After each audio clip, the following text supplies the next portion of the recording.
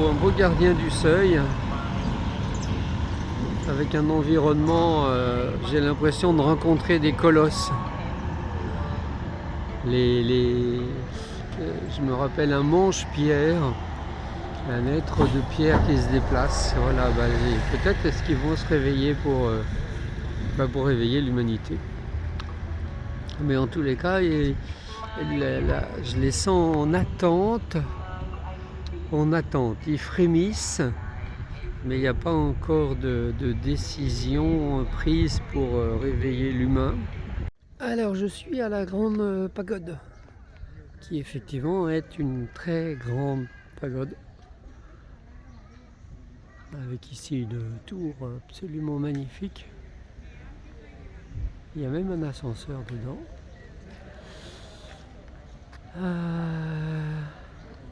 Baïdine, donc le grand centre super touristique.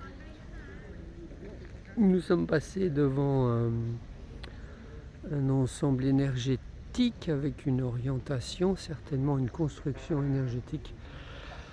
Mais c'est pas fait pour ça, c'est fait pour prendre des photos. Donc déçu quelque part de la qualité de liberté qu'on peut avoir, mais le site est tellement grand qu'il fait plusieurs kilomètres.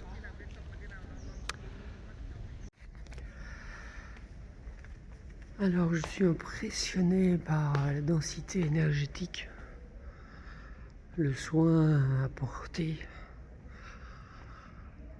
à l'eau charpente. Je retrouve presque les trois plans célestes et les 5 éléments, mais aussi surtout tous ces Bouddhas dorés. Donc c'est vrai que ça donne une densité énergétique qui me recentre, effectivement recentre bien fortement. Et je crois qu'il faudrait des semaines pour identifier tous les aspects énergétiques de cet ensemble. Mais en tous les cas, c'est puissant et magnifique. Et ici, ces milliers de Bouddhas. Et je reconnais que ça produit un effet énergétique. Toujours ces belles charpentes. Immense stupa. Immense. Et ici le centre de convention internationale avec cet alignement que je devine ici, que je vois avec la montagne. Donc il y a bien une construction énergétique qui est, j'allais dire, absorbée, diluée, noyée dans le béton. Le béton, il est là, le béton. Et il est là, avec un jardin, je dirais, bien organisé, mais sans âme. Et ici, le stupa. Alors, au niveau énergétique, alors c'est juste là, en me rapprochant, effectivement, que je sens le rapport énergétique, que je sens la puissance. Mais je suis pas encore totalement convaincu.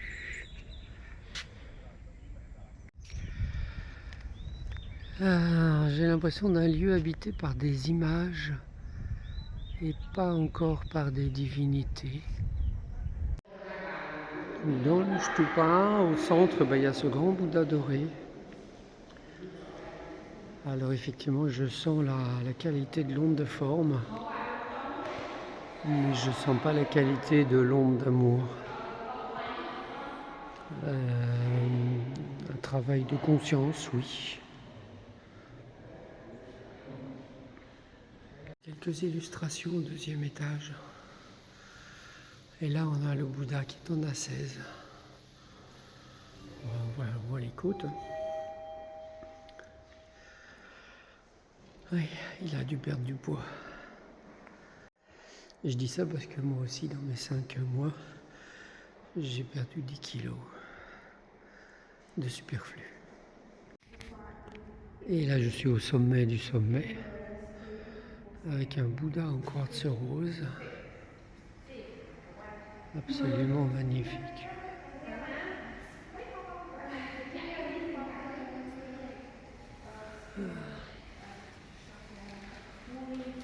Alors là je sens bien l'énergie par contre. Là il y a vraiment une belle énergie.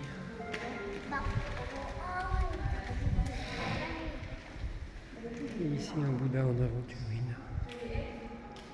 Très très beau. Un temps brumeux absolument magnifique. Donc là je vois la structure énergétique du lieu, effectivement intéressant parce qu'elle est reliée à ces montagnes. Voilà. C'est effectivement un beau mélange d'eau,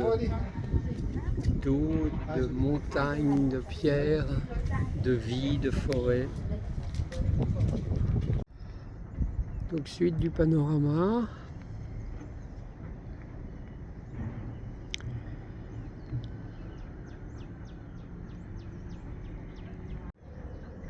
Et donc ici j'ai un aperçu de ce qu'ils appellent le Bouddha Maitreya.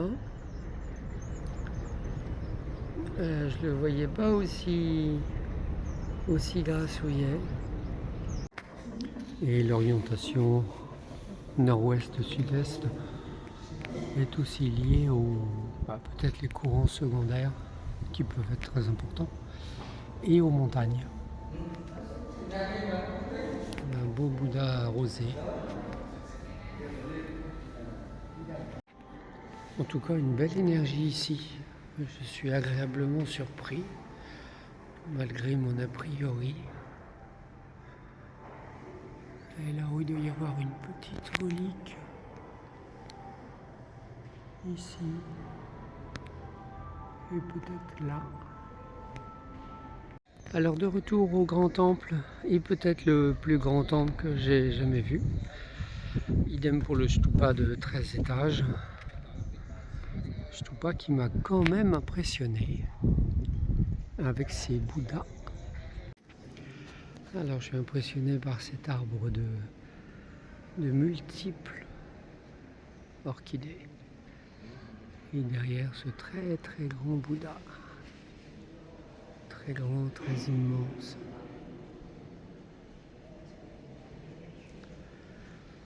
On retrouve la grue avec sa tortue. Quelques gardiens du seuil dans une compassion bien young. Et des enseignements en hiéroglyphes, en écriture chinoise. J'aime beaucoup l'attitude de ce Bouddha dont on voit les côtes et la position des mains. Avec ici ce Bouddha qui a une svastika au niveau du chakra du cœur et un lotus.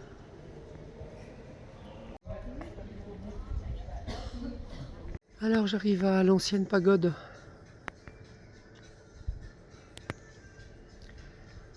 Avec les escaliers rafistolés mais d'origine. En chemin vers la vieille pagode. Et peut-être le lieu où il y a les plantes médicinales. Cet endroit très chouette, très sympa en fait. Aménagé dans la grotte. Avec des ancêtres.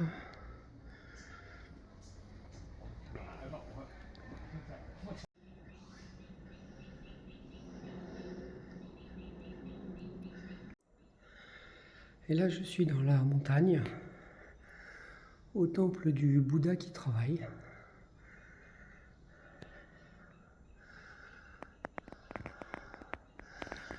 Avec toujours mon admiration pour les charpentes, le travail du bois. Et je salue, j'honore ces deux gardiens du seuil qui ont les yeux qui brillent.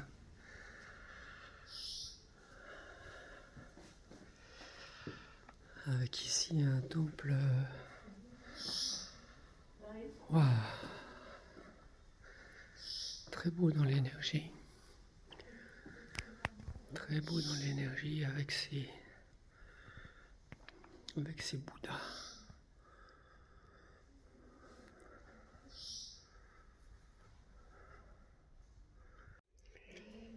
Et des restes de stalagmites ou de stalactites.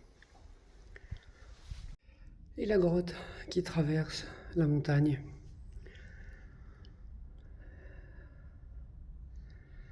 Là aussi, il y a une présence, il y a une densité d'énergie, de recueillement aussi, et d'admiration. Et c'est après avoir traversé la petite grotte avec les temples qu'on arrive à la vallée des plantes médicinales et un petit temple.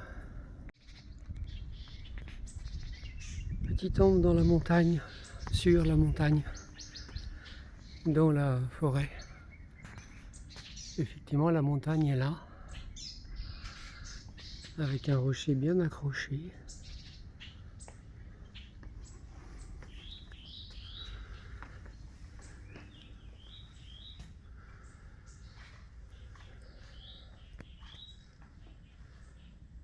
Et un sage qui tient les enseignements. C'est vraiment très beau. Ancienne vallée des plantes médicinales. Est-ce que je vais capter et ramener avec moi quelques liens pour les savoirs, les connaissances du Bouddha de médecine? Voici donc Médecine Vallée. Alors peut-être vous scannerez le QR code. Bâtiment ancien s'il en est, tout en bois, avec effectivement des sièges. Alors j'arrive au bout du chemin, après la maison ou le hall qui permettait de diffuser les enseignements. Et donc là je suis dans la forêt. Et donc j'ouvre mon cœur, j'ouvre ma conscience avec ce beau gardien du lieu.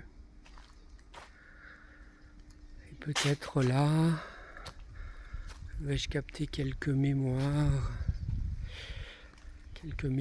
des plantes médicinales, des remèdes aussi, des énergies. Voilà, puisque les énergies telluriques fonctionnent en spirale, comme les circuits méridiens. Voilà, là il y a un grand arbre qui me fait signe. Voilà, peut-être capterez-vous vous aussi les mémoires de ces plantes médicinales, cueillies certainement ici, dans cette vallée, dans cette forêt.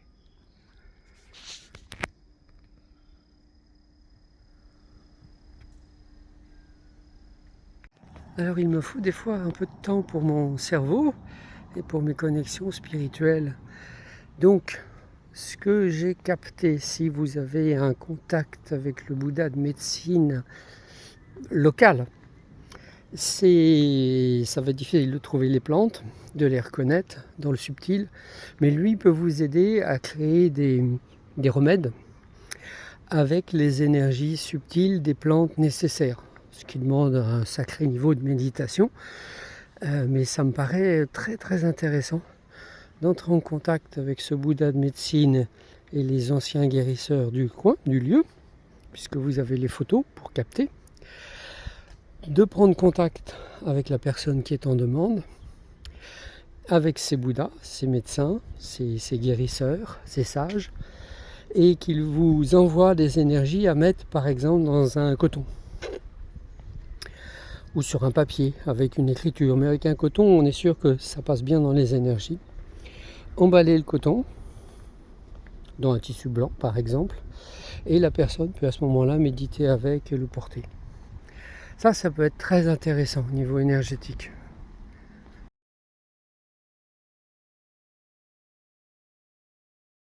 Alors la cité royale, elle est bien située, effectivement, avec de l'eau, avec des beaux drapeaux, une montagne magnifique et un portail. Un petit vent chaud avec ce lion, belle dent, et le buffle nonchalant. Et j'aime beaucoup cet éléphant blanc, même si c'est un éléphant de conquérant. Alors ici avec un temple construit, un temple et un lieu construit dans les années 1900-1000, je suppose qu'il y a des bonnes énergies et je suppose que ça a été construit dans les règles de l'art énergétique. Taille, comme s'il m'appelait à l'intériorité, à la sérénité, à l'essentiel. Et là on amuse un peu les touristes, mais il y a de belles étendues d'eau, avec encore une fois ici un lieu de passage. Niveau énergétique, c'est pas évident d'aller sentir ces lieux de passage, entourés avec tous ces gens et toutes ces mémoires. Très beau travail du bois.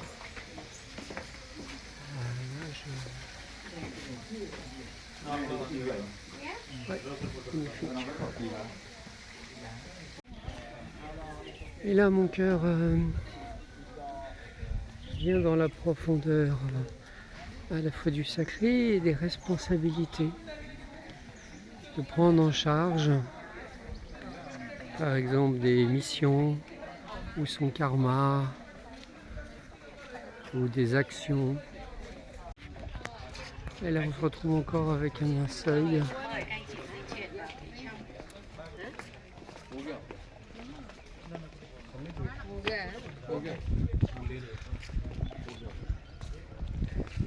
Là, au milieu de journée, il y a du monde. Oh, ça c'est original ça.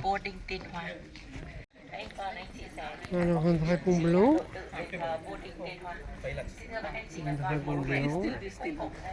Et de l'autre côté, nous n'avons pas les mêmes couleurs d'yeux. Ah oui, c'est l'oiseau.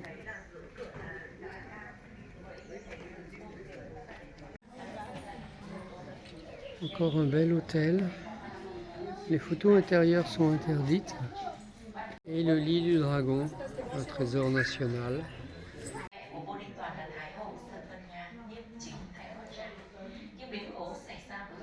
Sol, certainement des piliers pour agrémenter, protéger. Et c'est vraiment le lieu, puisque j'en sors là, qui nous demande de prendre responsabilité de nos actes ou de notre passivité. Donc c'est vraiment l'endroit où on endosse son action, je dirais son karma, mais aussi son dharma. Le dharma qui va nous libérer du karma. C'est un lieu très intéressant, vraiment intéressant énergétiquement, dans la responsabilité, puisque c'était un empereur. Le temple étant bien orienté, couverture à l'est, il y a ici un deuxième bâtiment auquel on n'a pas accès, et qui pourrait être, si c'est dans la tradition de certains temples khmer ou thaï, à l'ouest, c'est le lieu des secrets, des initiations, des magies. Donc un lieu intéressant mais inaccessible. Alors là, ils ont dû déplacer des choses, puisque c'est un petit temple latéral avec des stèles et des statues. Il y a un crabe, peut-être un rat. Mais c'est intéressant ça. Effectivement, ces stèles, Et là, nous avons le modèle de l'ancienne capitale.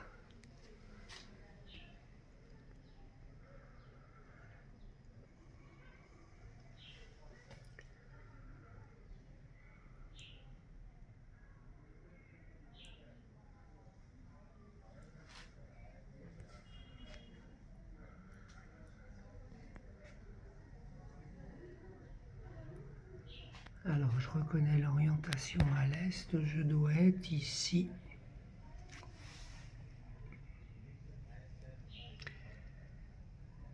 Donc plusieurs lieux intéressants au niveau énergétique, mais là tout est intéressant au niveau énergétique avec toutes ces montagnes, toutes ces roches et puis cette eau tout le temps présente.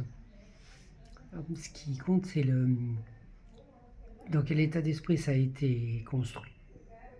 Et les intentions, et les rituels, la forme du bâtiment. Alors, je trouve fabuleux ces arbres et ce jardin. Et puis ici, nous avons un autre jardin avec une belle pierre, style esprit de la nature impériale, et un frangipanier géant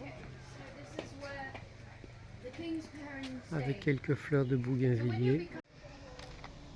Et donc là, je suis à l'est de ce temple dédié aux empereurs avec quelques lotus, de l'eau, donc de la conscience, du subconscient positif, et ce lieu dédié au karma, à prendre responsabilité de son dharma. Très beau lieu, une belle méditation à intégrer en profondeur, à méditer sur plusieurs jours. Un autre espace magique de cette cité impériale dans laquelle il y a des fermes, des animaux, des gens qui vivent, qui cultivent.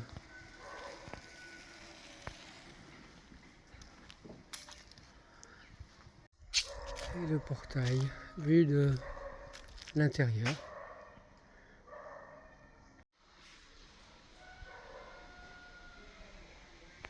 Les jardins de l'ancienne cité, avec hélas là une énergie un peu difficile, un peu glauque de ces décompositions, de ces corps, de ce cimetière, avec aussi quelques poubelles et débris abandonnés. Belle couleur magique avec ce bougainvillier jaune, orangé, et ces jeunes plants de riz avec cette couleur, je dirais, fabuleuse, et ces esprits ici des montagnes qui veillent. Me voici arrivé avec un petit 500 mètres en plein soleil, et puis c'est une Kuan Yin qui déverse sa générosité. Un petit culte y est adressé. Et donc la cité royale est incorporée complètement maintenant dans les villages, dans les champs. Je trouve ça assez fabuleux. Quelques ancêtres à honorer ici. Je suis dans un des temples sur le côté, avec très originalement cette structure qui ressemble à une montagne, avec une déesse, avec Kuan Yin. Très beau, très intéressant ici. Le temple principal, celui qui est au centre, un peu plus yang, hein.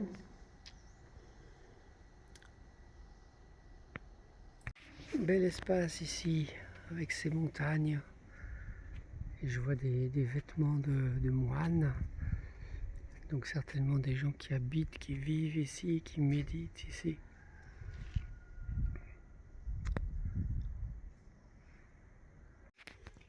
Le temple principal où il y a visiblement des pratiques, avec un autel bien chargé, et ceci qui représente peut-être le féminin.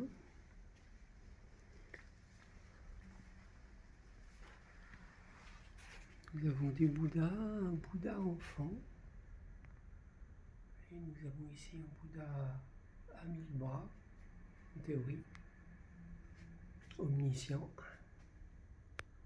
et d'autres Bouddhas qui sont plus dans la conscience. J'aime beaucoup la sérénité de ce lieu, avec quand même des pratiques, un environnement d'exception. J'ai pas filmé l'antenne de la 5G et une Kuan-Yin généreuse. C'est cette sobriété qui m'interpelle, moi, dans ma vie au quotidien. Bientôt. Elle a des jolis pieds, Kuan-Yin.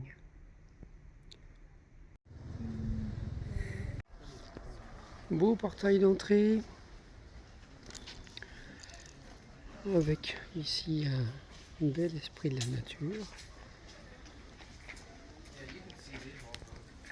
Et un petit pêcheur.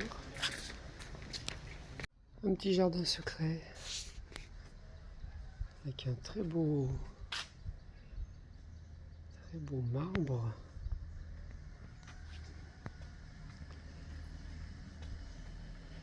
Ici un sage et un temple sobre.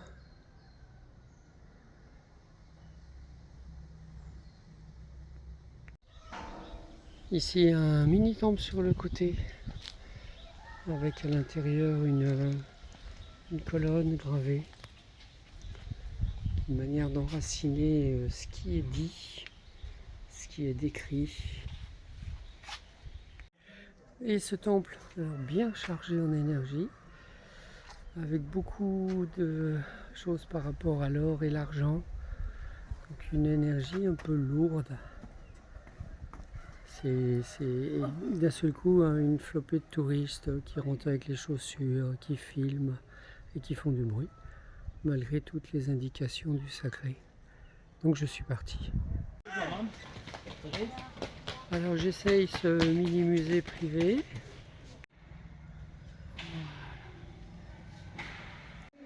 Et donc une sculpture bouddhiste d'avant l'an 1000. Une roue. Et je retrouve le piédestal dont les détails sont beaucoup plus visibles ici. Alors ça se retrouvait au sol et donc ça donne de bonnes énergies. Il y a un mouvement qui ressemble au Triskiel. Le dragon du Xe siècle. Donc ici un aperçu vidéo des fouilles qui ont été faites. Y compris tout là-bas, les pavements. Alors le drapeau ici des empereurs, avec toutes ces couleurs qui sont en interdépendance. Et donc si un élément manque, tous les autres disparaissent. Donc ça symbolise aussi l'unité des éléments.